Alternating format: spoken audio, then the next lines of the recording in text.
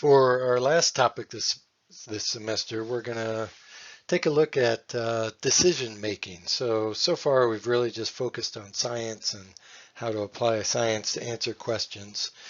Uh, but now we're going to shift and talk a little bit about adaptive management.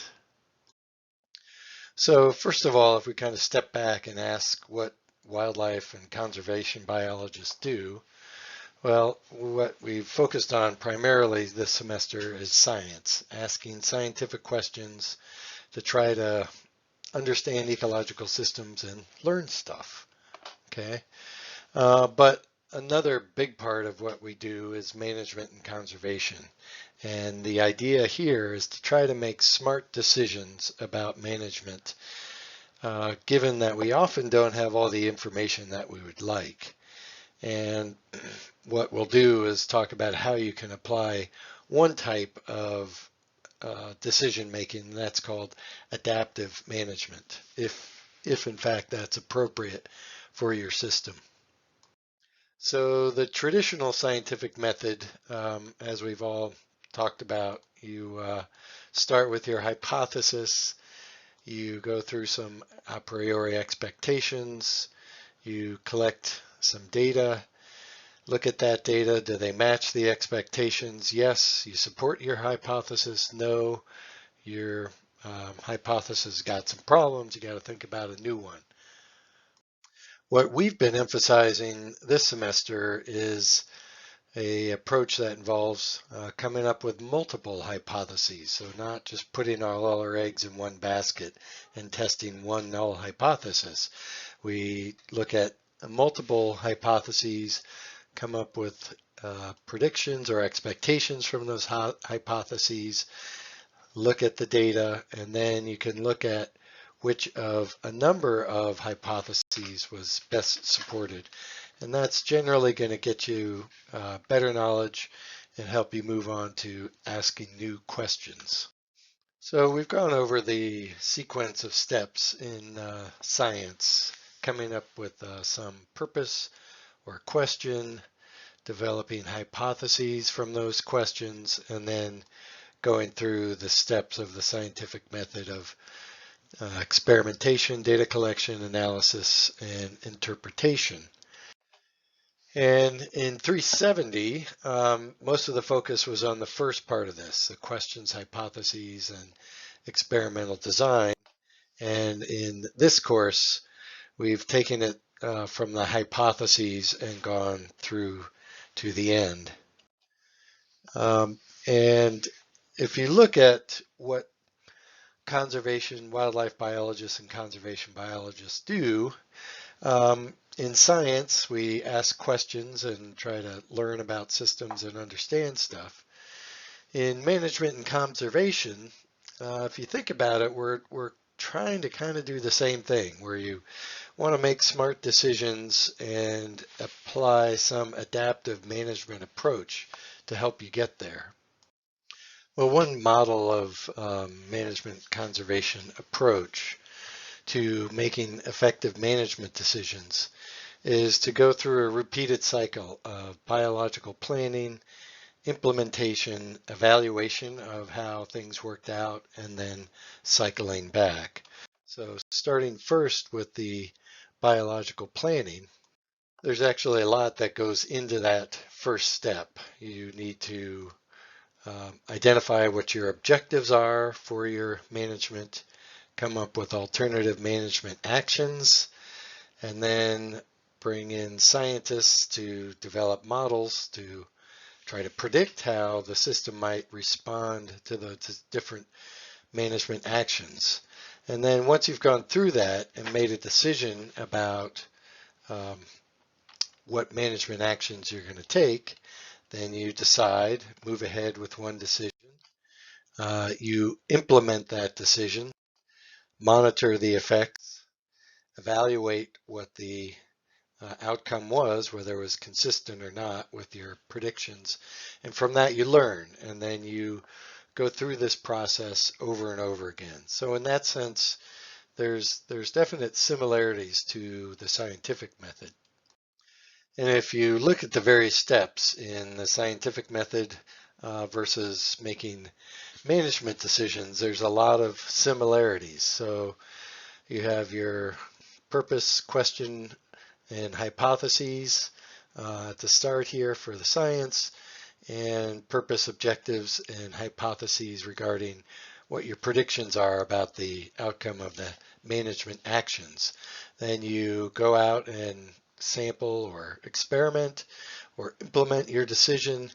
And then basically this last part here is collecting data, evaluating those data, uh, interpreting and learning from that, and then making plans for how you want to move forward. So we can use a lot of what we've already learned about the scientific method and apply it to management action. Well, one approach to trying to learn from management actions is what's known as adaptive management. And I want to make it clear that this is just one of many approaches that have been developed to look at this, but it's one that's been adopted by virtually all of the federal management agencies, and many state agencies have it in their charters as well, although when it comes right down to it, you don't see it implemented the way it should be all that much. Um, One definition of adaptive management by C.J. Walters, who was a student here at CSU, is called learning by doing. And that kind of sums it up.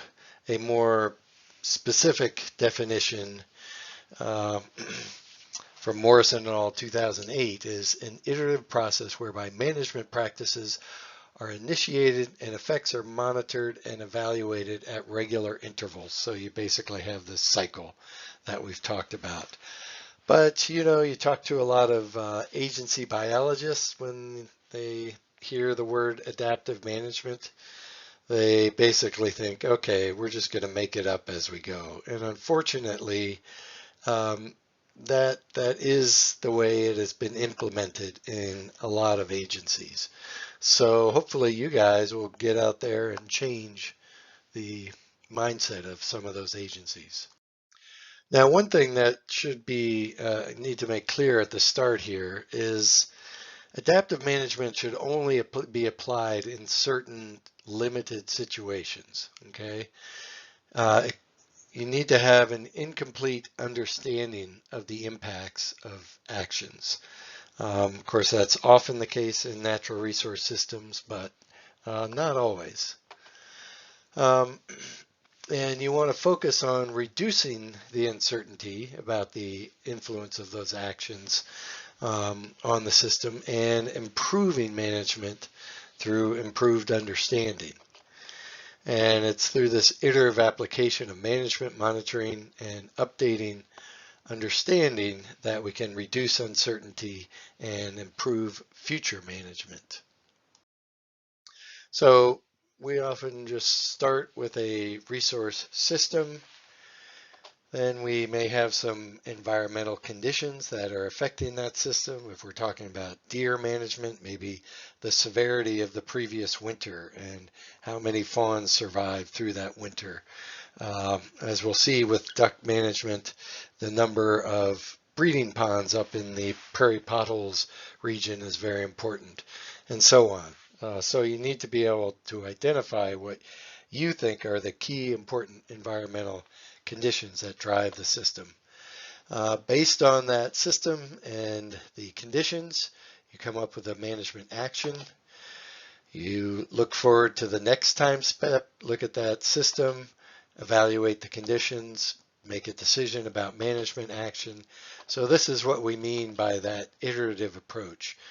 You have to have many opportunities to evaluate and potentially change your management, or you're really not going to benefit from implementing an adaptive management approach. Now, some things that can make this difficult um, in terms of learning about the system is, as we've talked about, environmental variation. One year it's hot and dry, another year it's cool and moist. You can't control that. So that's going to affect the system and you're just going to have to roll with it. Another problem that we have in natural systems is what we call partial observability. We can't get at exact estimates of population size of our species or survival and so on. And so we're going to have to go with relatively, um, flying partially blind, if you will, as we're trying to figure out how to navigate. Um, Another problem is partial control. So say we want to up the harvest of ducks in a region, and so we make the season longer and up the bag limits, but maybe there's a coronavirus outbreak and people aren't going out and doing what they used to do.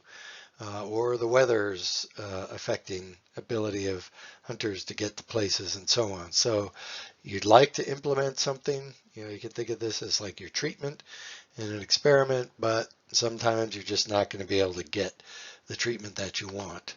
And then finally, you have structural uncertainty, and that is, you think you understand the system and how it responds to environmental changes and management, but you may have some real fundamental misunderstandings about how the system works, and that can cause problems.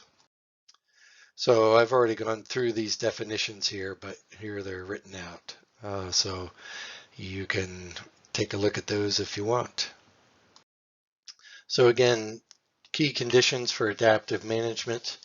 We've talked about the first three and just reiterate that it really applies best when you have some uncertainty about management impacts on the system and when monitoring is in place or can be put in place so you can accurately monitor the outcome of the management decisions. And we'll talk about some actual adaptive management approaches in the next lecture, starting with mallard central flyway harvest, which is really one of the classics.